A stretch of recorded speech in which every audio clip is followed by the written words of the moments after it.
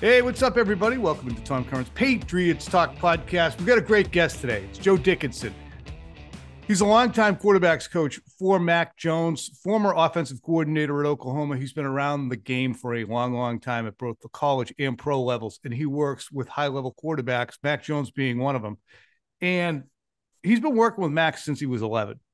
Now, in this conversation, will Joe Dickinson have a dog in this fight? Yes, he will. But that doesn't mean we don't want to hear his perspective, because we're going to ask for an objective appraisal of why a quarterback who was the offensive rookie of the year runner-up and went to the Pro Bowl as an alternate, but he went to the Pro Bowl. How about 19 months later, he was unusable for the New England Patriots. And Joe has some good insight on that. So we're going to bring him in here right now. Joe, how you doing? I'm good, Tom. Thanks for having me on, man. It's all good here. Absolutely. Where are you coming to us from? Rosedale, Oklahoma, you say? Rosedale, Oklahoma. It's a big city, man. There's a total of 69 people in the area. Yes, it's very populated. Hey, and it's perfect. It's exactly how I want it. All right. So when you dust yourself off and leave Rosedale and go work with a player like Mac Jones, where are you generally doing it? And how long have you worked with Mac? Well, I've worked with Mac since he was 11. So I guess that would be 14 going on 15 years since I met him in Tampa, Florida. I'm all over the country. I used to be, usually now in Washington, Oklahoma, which is just really a little town right next to Norman where the University of Oklahoma is. And right outside of Fort Worth in a little place called Aledo, Texas.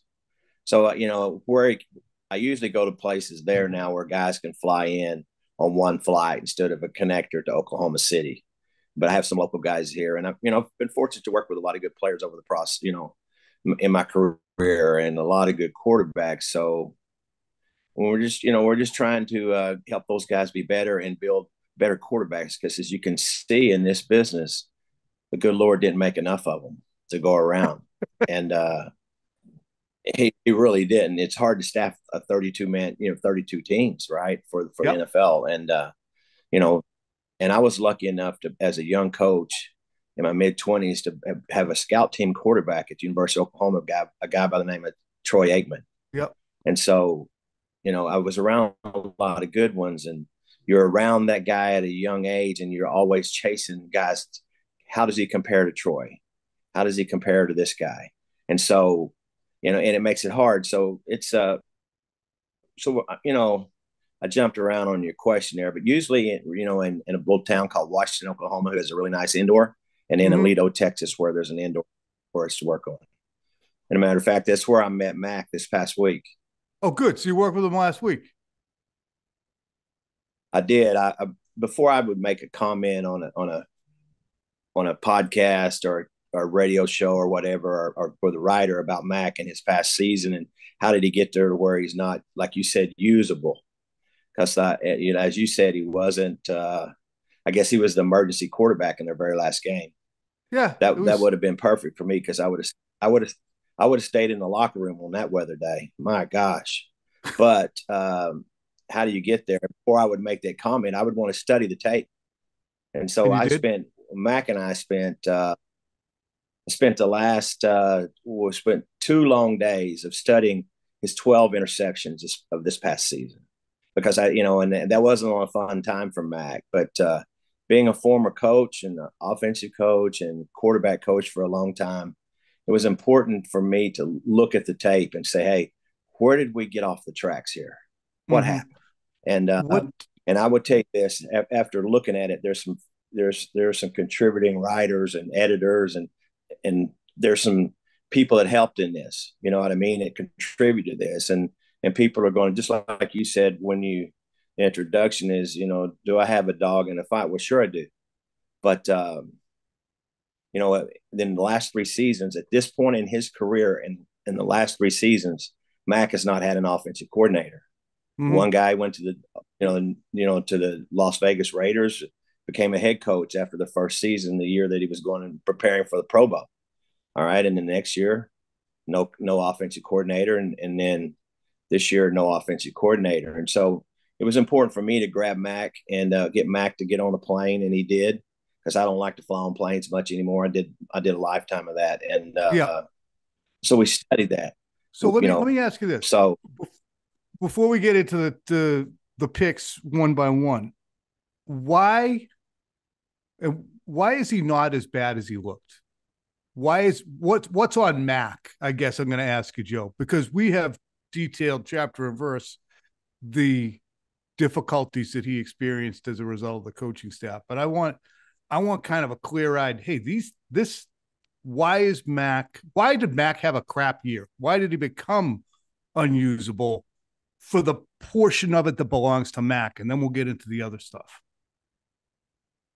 And I know they're interlinked. That's no. Well, that's a good point. And in my job is to do what you just said. It's not to speculate on what went on up there with the surrounding. Part of it is actually what you're trying to say is technically what went wrong. Is that what you're asking? Yeah. Why? Yeah. Where did Mac go wrong? And we'll talk about this too. But more than anything, because Mac's situation here is so sullied, I want our listeners to understand right out of the chutes here that Joe Dickinson is not pretending that it was a great year for Mac.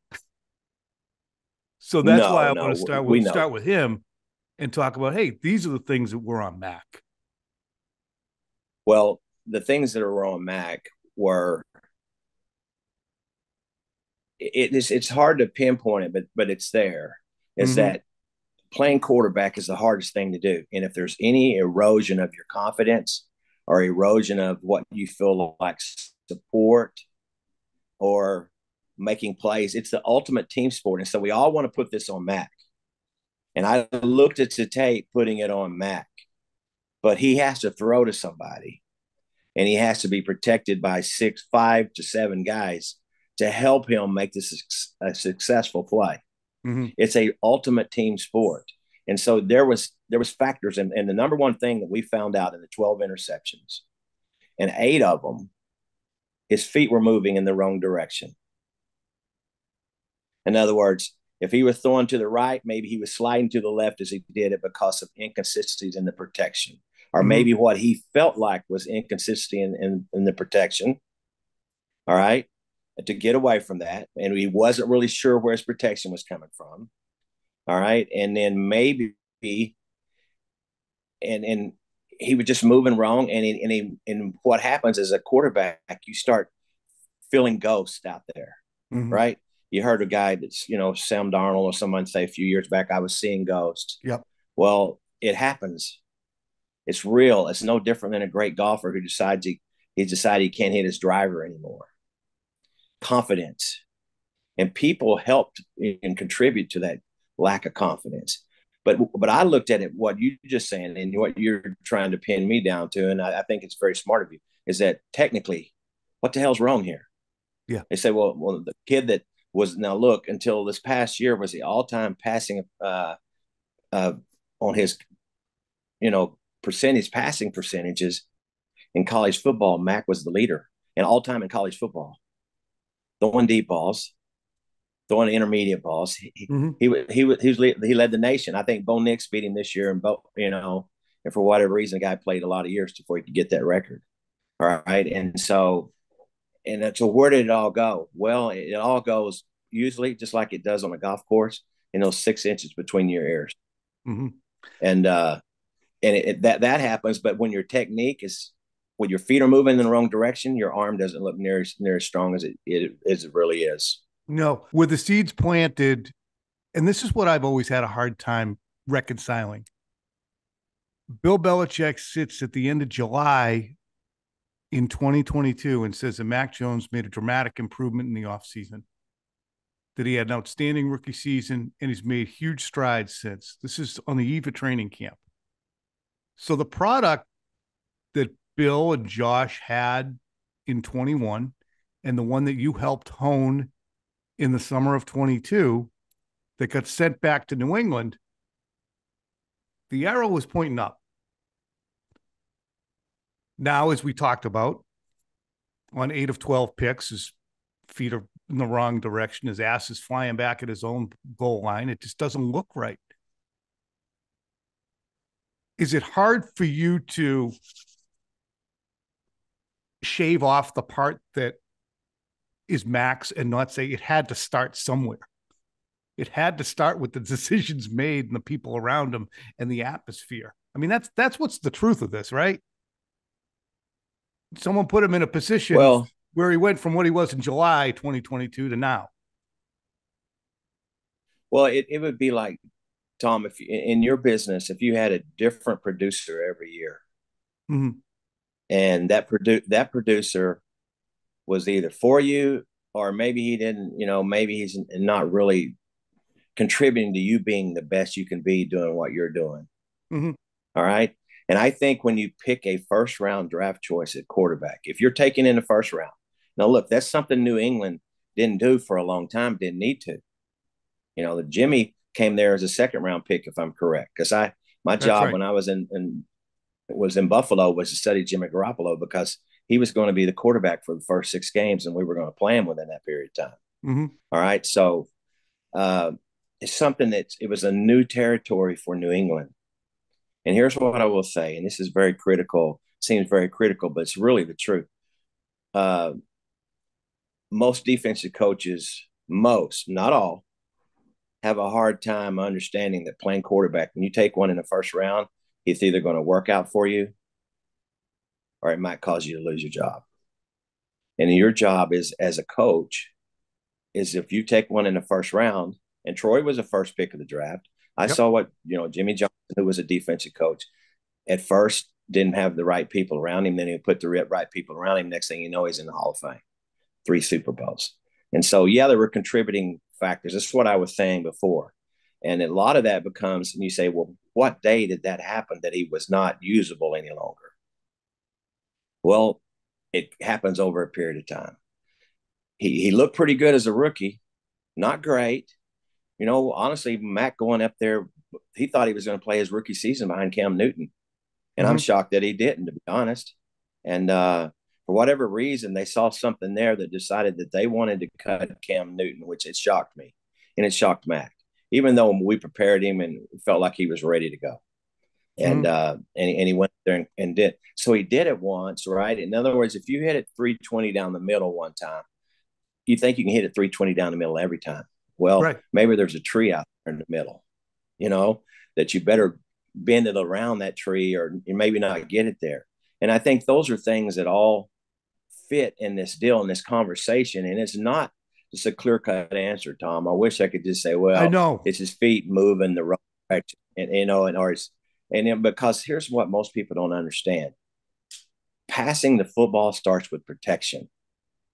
You can draw up all these great routes against these split safeties or post safeties or whatever you got. And if you're throwing from the seat of your ass, it's not a very good pass.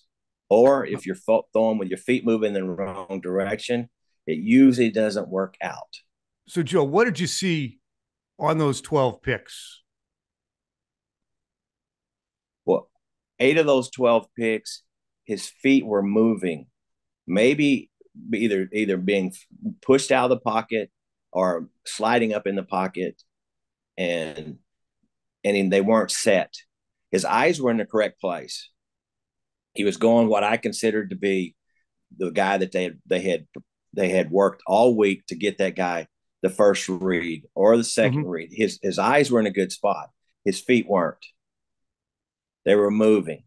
And Why? for the other picks, it came off for those 12 picks, came off a wide receiver or a tight end or someone's hands or a tipped ball at the line of scrimmage or hit as he was throwing the football. So the reason there are reasons why you throw picks. Part Let of me it ask you this. is, There's one pick in particular that we will, and you probably just doubled over when you were watching the game and held your head in your hands. The pick against the Colts in Germany, the throw to Jasicki and the underthrow.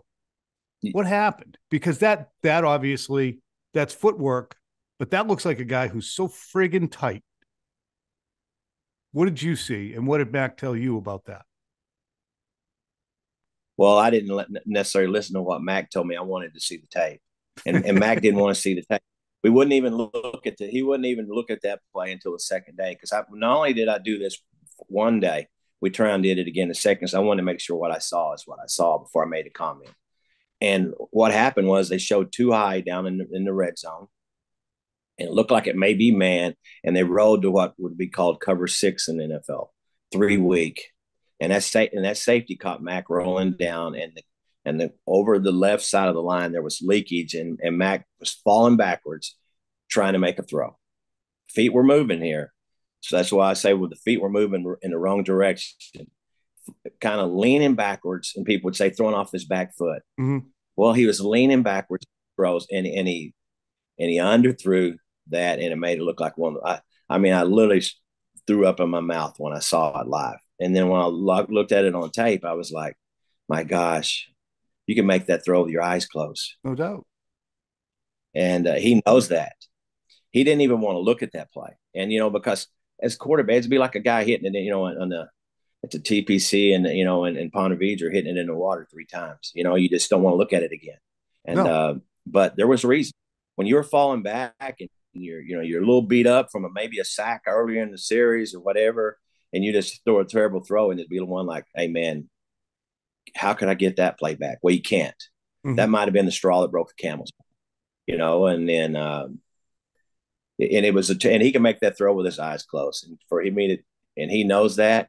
And I think at that point in time, I think he felt like the noose was so tight around his neck that he was choking to death.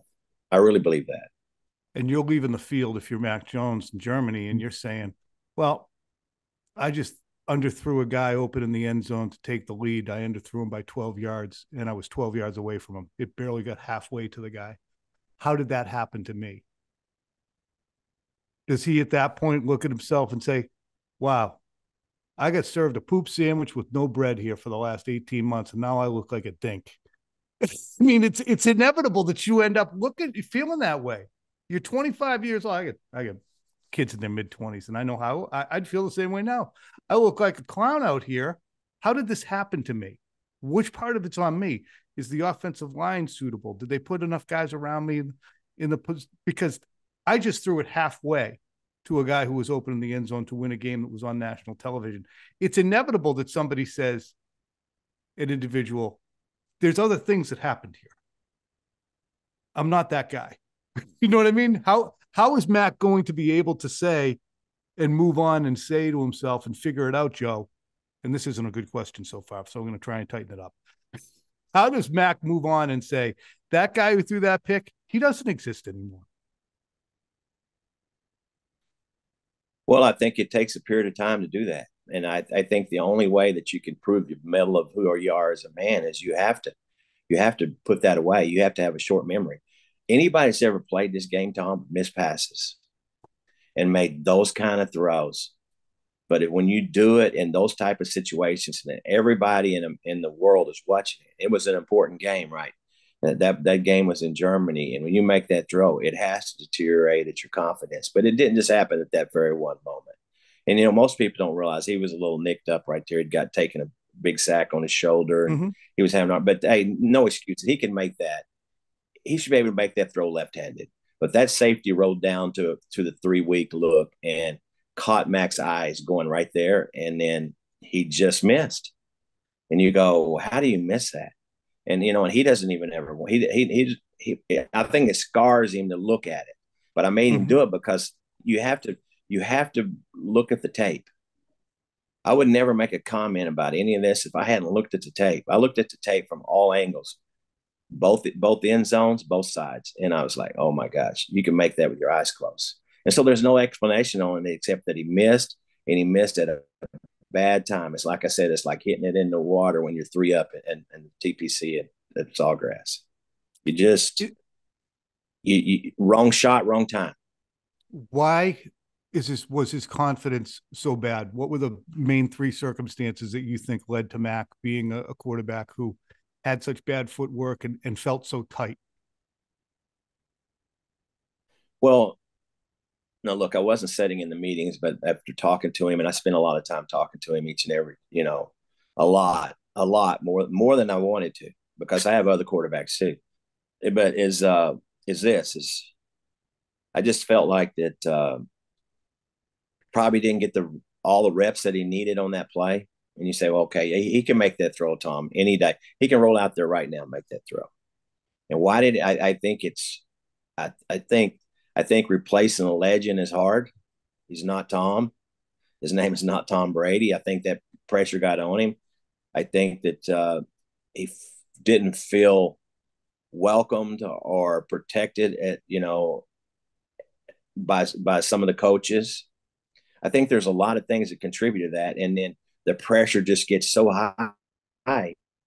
Is what I would heard you guys say up there is he's broken. I think he broke right there on that play, and a lot of people would. A lot of people have missed throws. I mean, if you look back through their deal, Troy made bad throws. Everybody's made, Brady made bad throws, but he made a lot of great throws too. And I think just the pressure of the situation got him. What happened in 22, I think, really is the seeds of this. Mac, as I mentioned, July 2022, Bill was effusive in his praise, but by the middle of the summer, it was clear that the offensive switch to a different style and a different philosophy and different coaches was causing a major, major setback for the entire group. Mac did push the ball downfield in the first 3 games. He had a pretty good game against the Ravens, even though he had 3 picks. And then he got injured. And then Bailey Zappi comes in and plays pretty well in good situations where the defense played well. But he played well in the situation that he was put into. And then Mac comes back against Chicago, and he only plays a brief period, and then he's pulled after a pick.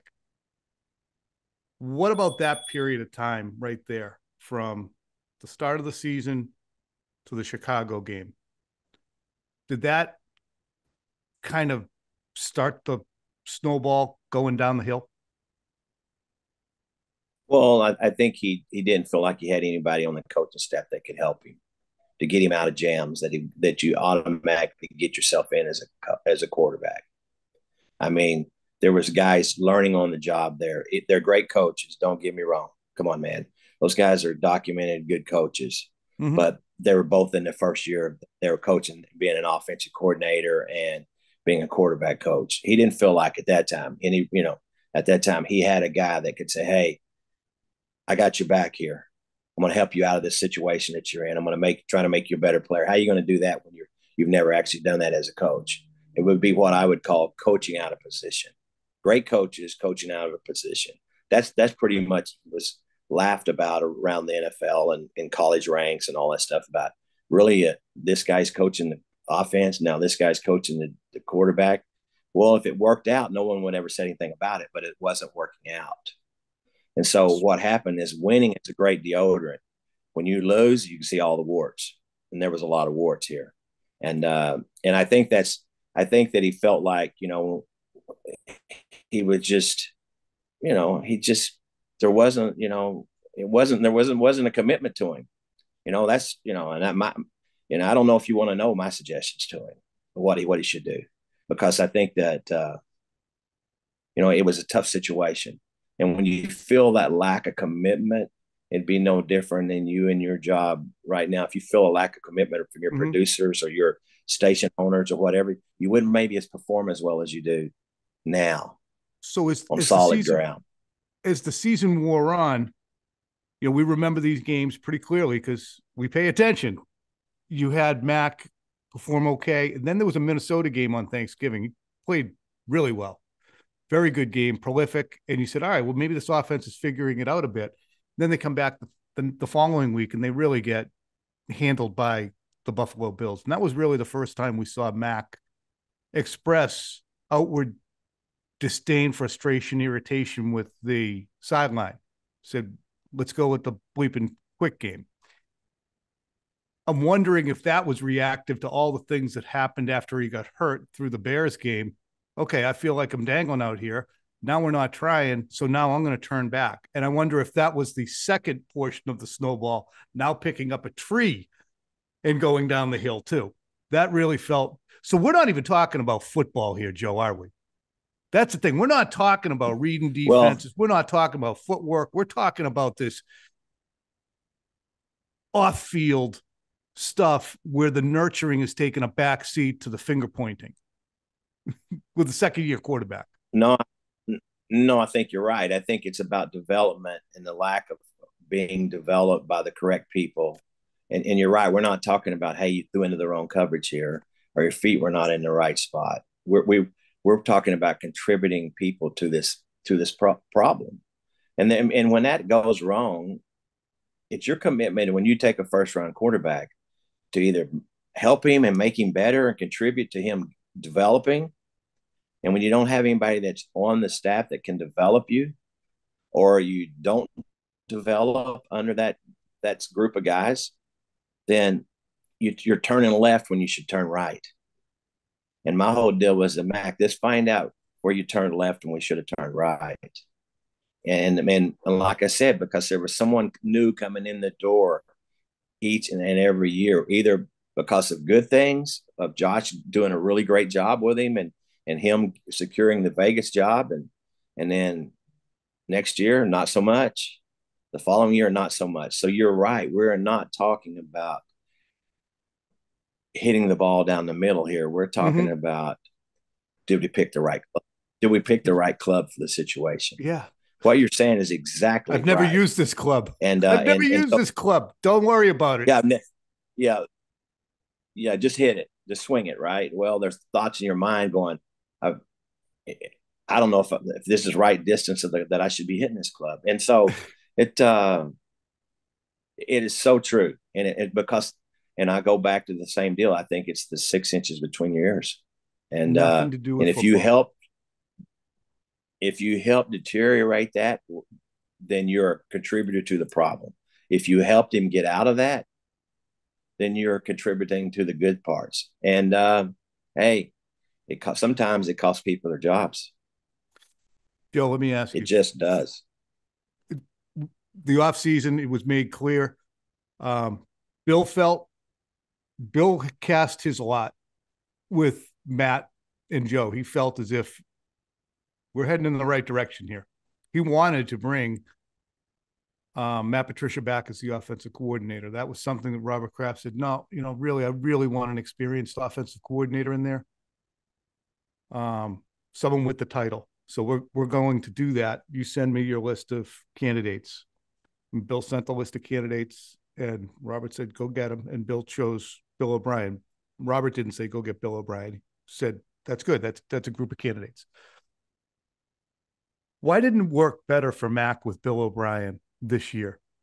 We understand the development in 22 was what it was. But I, like a sap, said, you know what? They got Billy O. They got a quarterback who's going to pick up right where he left off in 21. Devontae Parker will be fine. Juju Smith-Schuster, how bad can he be? And Hunter Henry's a good player, and Stevenson can play.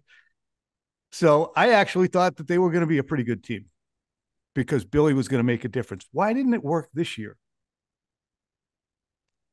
That's probably a question for Bill Belichick. But you're right that we all wonder about that but it's a new voice in Mac's ear. Okay. Mm-hmm. So there was a new caddy there going, okay, hit the 7 here when Mac's thinking he should hit the 6 or the 5. And I give a lot of golf references here because it's real close to this. It's 6 inches between the ears, man. Hey, if you feel confident, make the swing.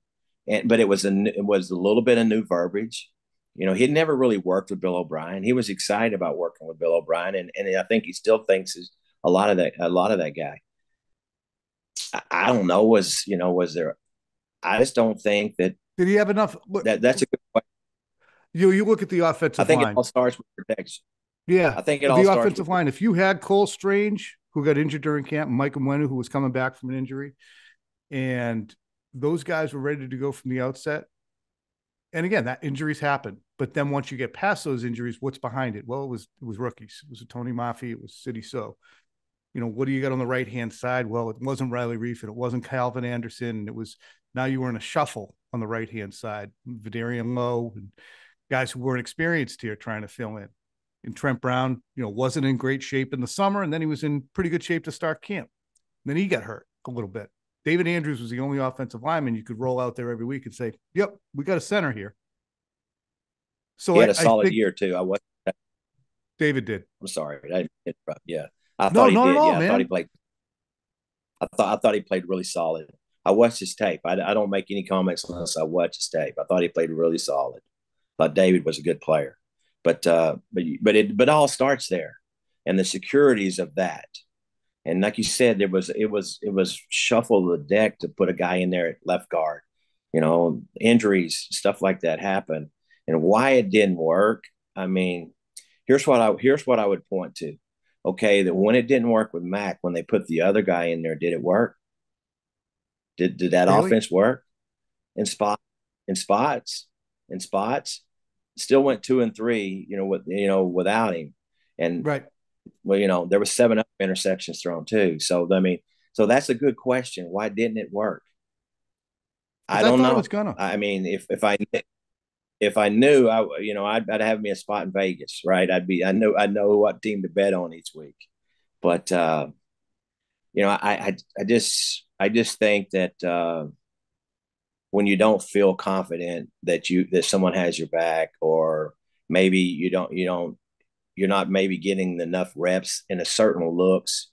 Here's what I would say as a coach, and I quiz Mac on this. Why didn't this work in here, bud? It's 3 different groups. First group really worked really well with Josh. Not, I shouldn't say it worked well with Josh. It wasn't like they won a ton of games, but 110 as a rookie is pretty good, Yeah. They and beat the hell out of bad and, teams, and they struggled a little bit with good teams and limped down the stretch. and I think Josh is a great play caller. I Yeah. really do. I think I really do. I mean, I don't know him, never met him. I think he's a great play caller. Just watching him, knows how to run the draws at the right time, the screens at the right time, and I don't know. Maybe we're getting to something here. Maybe And here's what I would ask Mac. Okay, did you get this look each day in practice that you're doing this pass route or this protection? Did you see the problems here when you got this call in? In other words, when we do this, Tom, we either build a quarterback's confidence or not. In other words, if he saw all week in the walkthroughs or in the drills or in practice, this play versus split safeties, in other words, too high. Yep.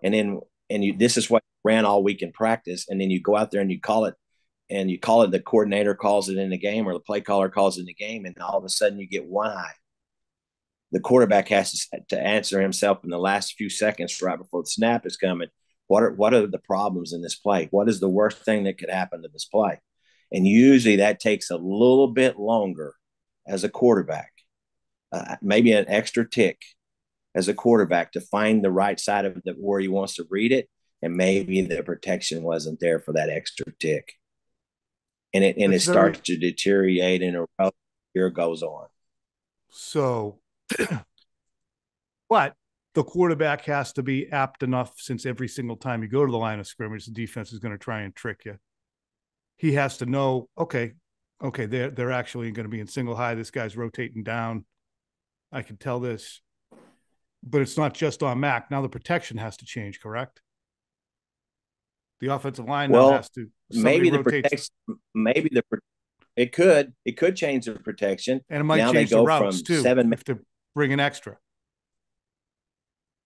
Well, it could go from a 7-man space into an 8-man space, and you're exactly right.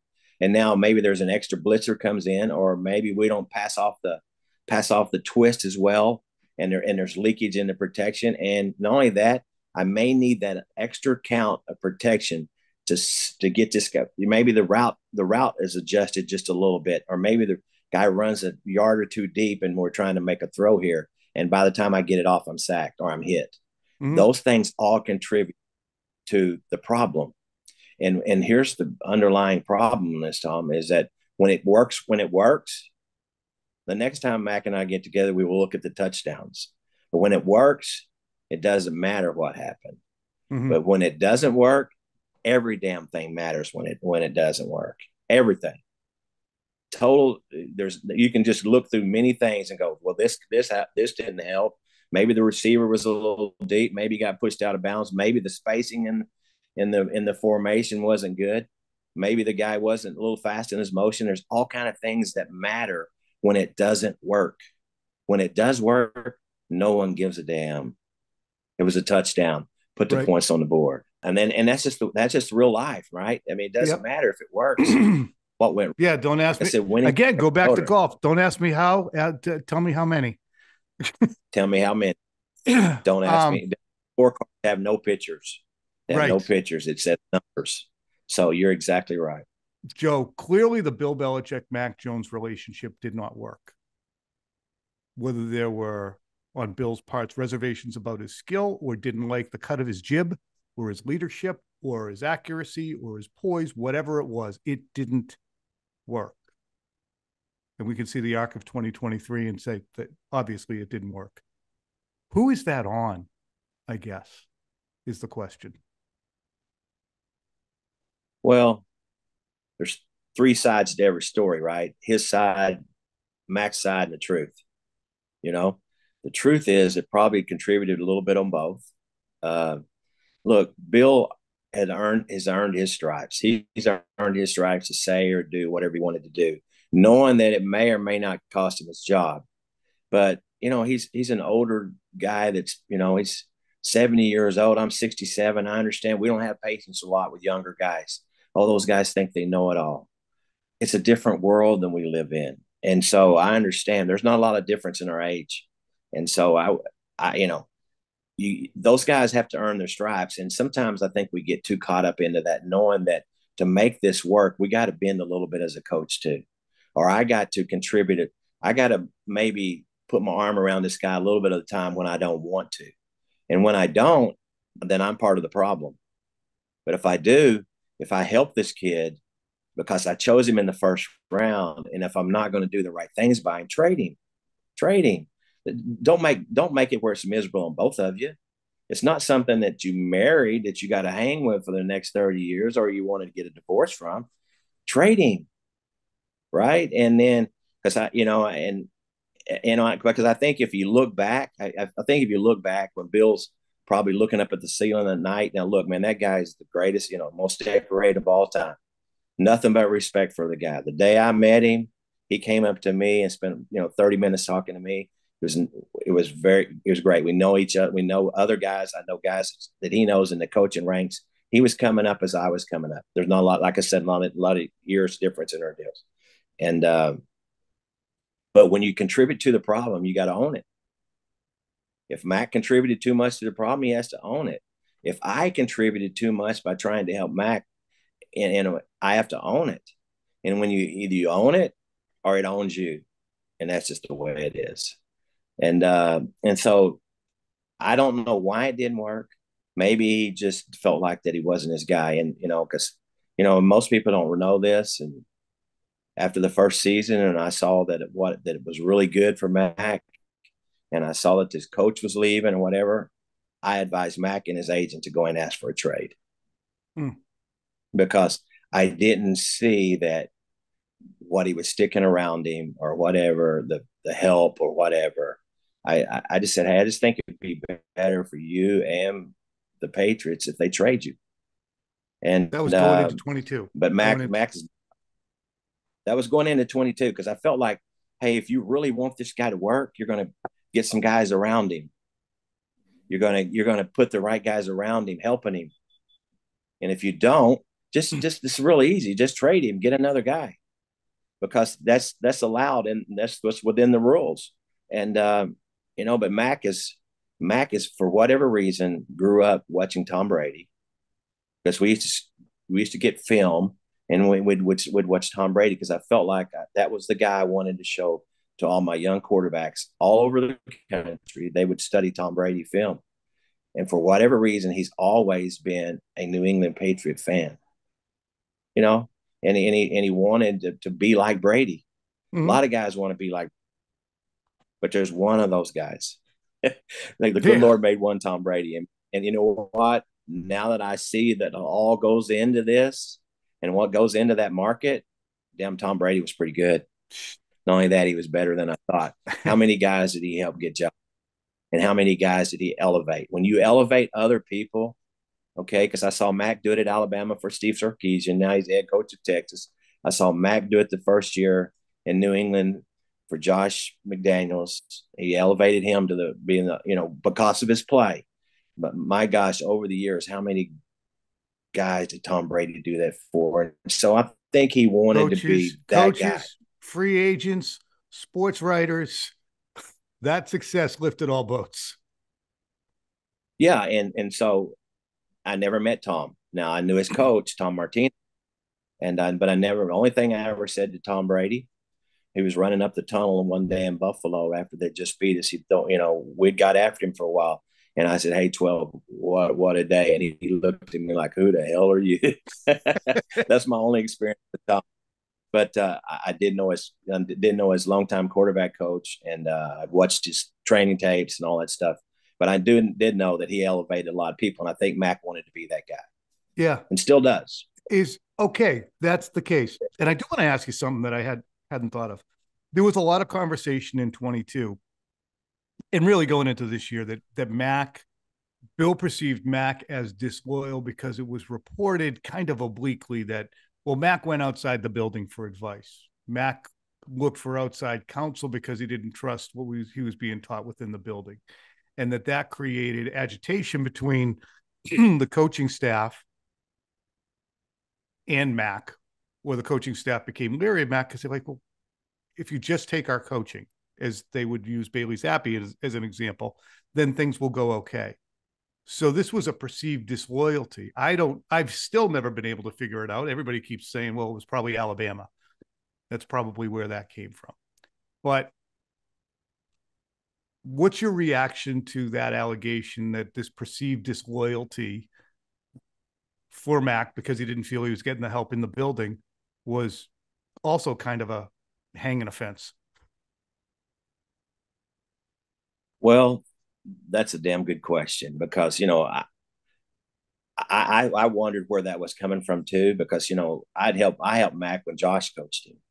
I flew in the night after the Buffalo game, the day after the Buffalo game, and I watched Mac's tape, from that day at practice that Josh was standing right behind him, and he was getting help then.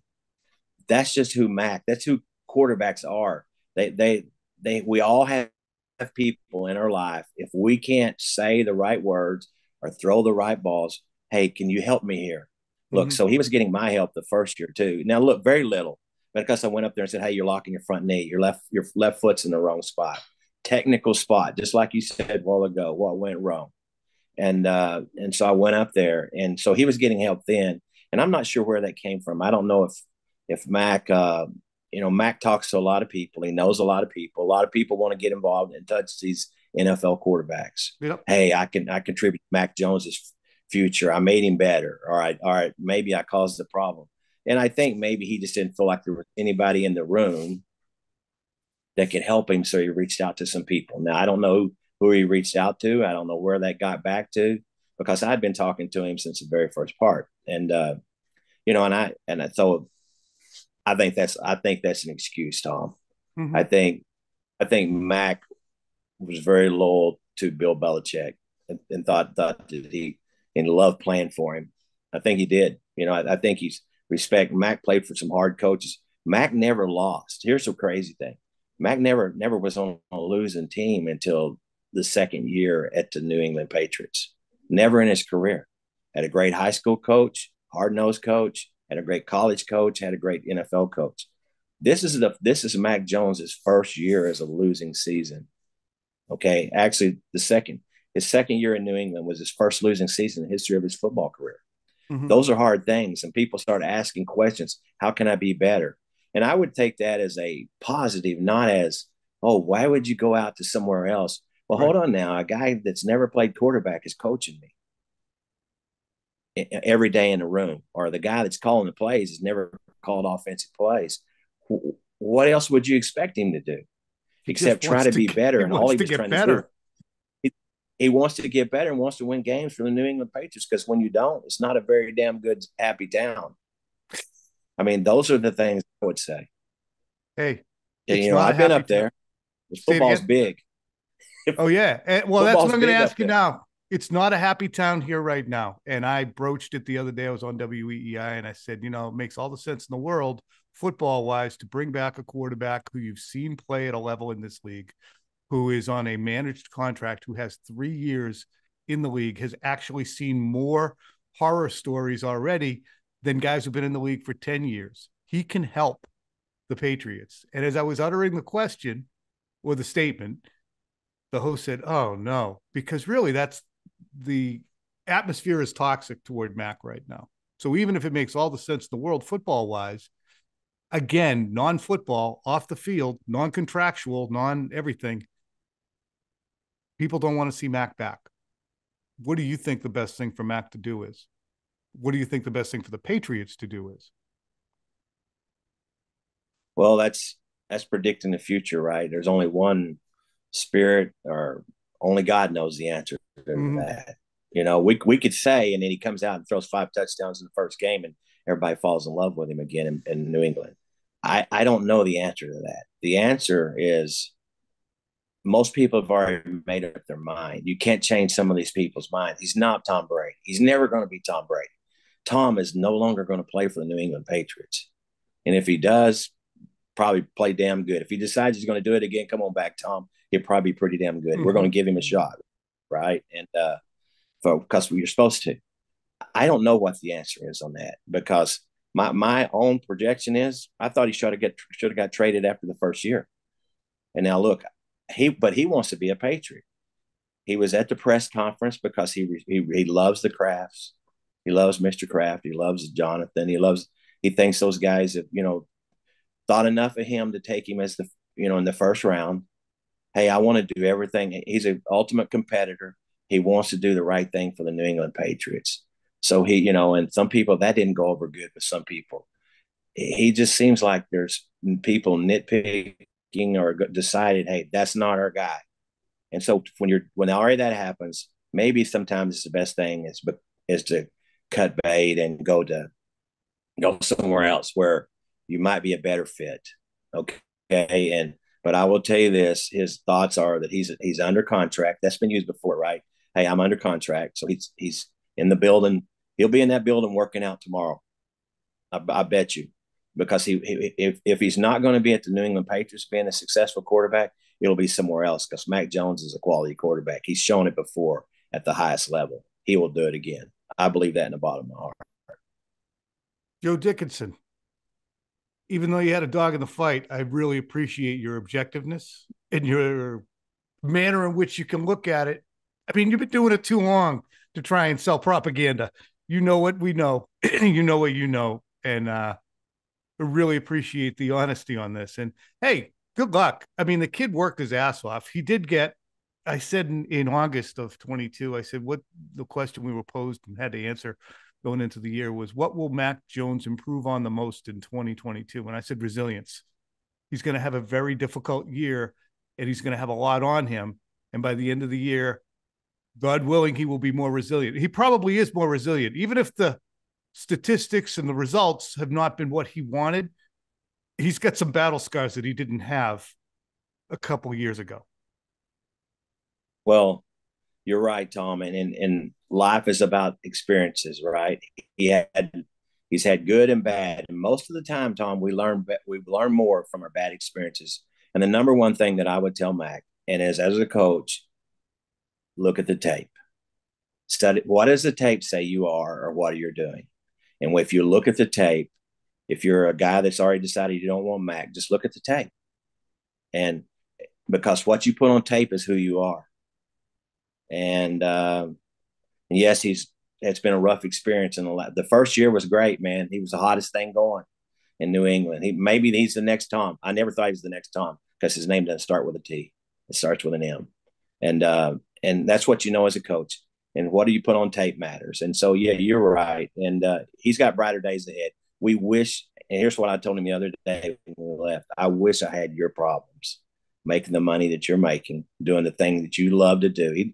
The kid loves football, and he's going to love football somewhere. Somebody's going to get a hell of a quarterback. I hope it's the New England Patriots, but if it's not, it's for somebody else. And guess what? He's going to do it. Don't just, we have a saying, famous or forgotten. Right now, he might be forgotten, but one day again, he'll be famous. I am going to squeeze in one more question because it is my number one criticism of the kid, and I would be hypocritical if I let this pass without mentioning it. He does not have elite arm strength. We both probably could agree elite is elite. Elite is Stafford and those Allen just explodes out of your hand. Doesn't do that. But his downfield accuracy and sometimes his choice of throws in 2023, I thought was suspect. Could have put a little bit more pace on some, put a little too much air on him. What's your appraisal of Mac's arm? Because I continually am saying it's average, and I don't like some of the decisions he makes with throws. Well, he doesn't have a huge arm. He has a quality arm, but it does not have a huge arm. He doesn't have Josh Allen's arm. He doesn't have Pat Mahomes' arm strength. He just doesn't.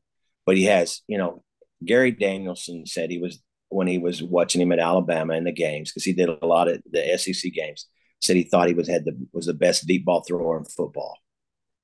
And all of a sudden, it's gone wrong. All of a sudden, he can't throw the deep ball. All of a sudden, he can't keep it in bounds. Yeah, all of a sudden, part of that might be my problem, because I told him, keep it on the boundary side. And if it's not there, throw it out of bounds, because that way it doesn't go the other direction. Is you're right. He doesn't have a huge arm, but he has a quality arm.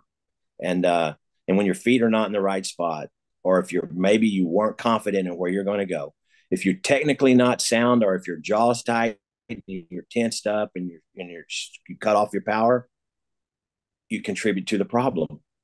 That's a contributor to the problem. And I think the stress of that position is something that you have to play through, and you learn through, and you have to be developed through. And I just think there hasn't been anybody there developed in the last 2 years. I believe that, in my opinion, that every day he sees, hey, man, your feet's in the wrong spot. Your jaw's tight, because when you don't have a big arm like Josh Allen, you can't get away with some of the Josh Allen throws. You just don't. You can't. It's just facts in the business. Yep. You have to be really good with your mid-iron shots. You know what I'm saying? So, yeah.